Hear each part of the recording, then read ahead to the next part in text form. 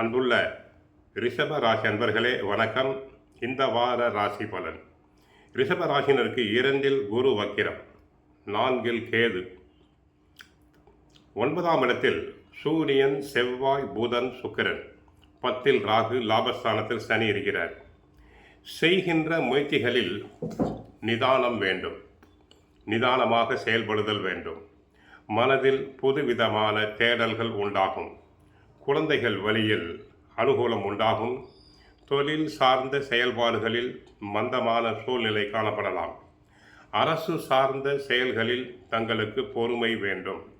மற்றவர்கள் கூறும் கருத்துக்களை கொண்டு முடிவு எடுப்பதை தவிர்த்தல் வேண்டும். தர்ம காரியத்தில் ஈடுபாடுகள் உண்டாகும். சிலருக்கு கால்நடை பணிகளில் ஆதாயம் உண்டாகும். கட்டிடம் தொடர்பான விஷயங்களில் பொறுமை வேண்டும். குடும்ப உறுப்பினர்களுடைய விருப்பங்களை தாங்கள் நிறைவேற்றி வைப்பீர்கள்.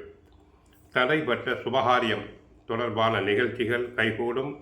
செலவுகளை குறைத்து கொண்டு சிக்கனமாக இருக்க தாங்கள் முயற்சி செய்தல் வேண்டும். சத்ருஸ்தானம் எனப்படும் 6ஆம் இடமும் அஷ்டமஸ்தானம் எனப்படும் 8ஆம் இடமும் குருவால் பார்க்கப்படுவதால், அதாவது குரு பகவான் தங்களுடைய 6ஆம் இடமாகிய துலாம் ராசியை பார்க்கிறார். 8ஆம் இடமாகிய தனுசு ராசியையும் பார்க்கிறார். கடன்கள் சற்று கட்டுப்பாட்டுக்குள் வரலாம்.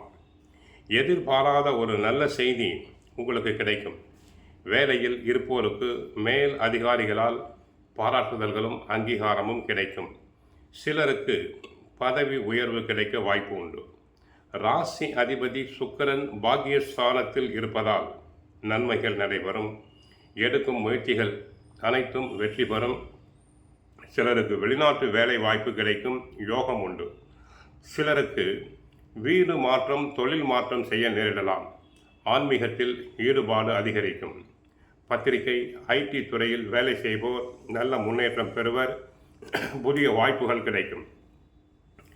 தேவையில்லாத பணிகள் உங்களுக்கு கொடுக்கப்படுவதால் மன அழுத்தம் அதிகரிக்கும். சிலருக்கு இடமாற்றம் மன கவலையை தரும்.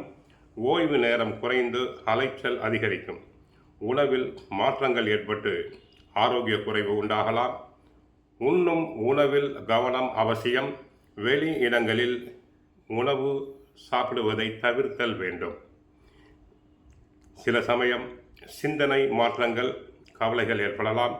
பயணங்களில் பிரச்சனைகள் ஏற்பட வாய்ப்பு உண்டு. ஆக நிதானமாக இருங்கள். பொறுமையாக இருத்தல் வேண்டும். கோவிலுக்கு சென்றால் மகாலட்சுமி தாயாரை வழிபடுங்கள். வாழ்க வளமுடன், மங்களம் உண்டாகட்டும்.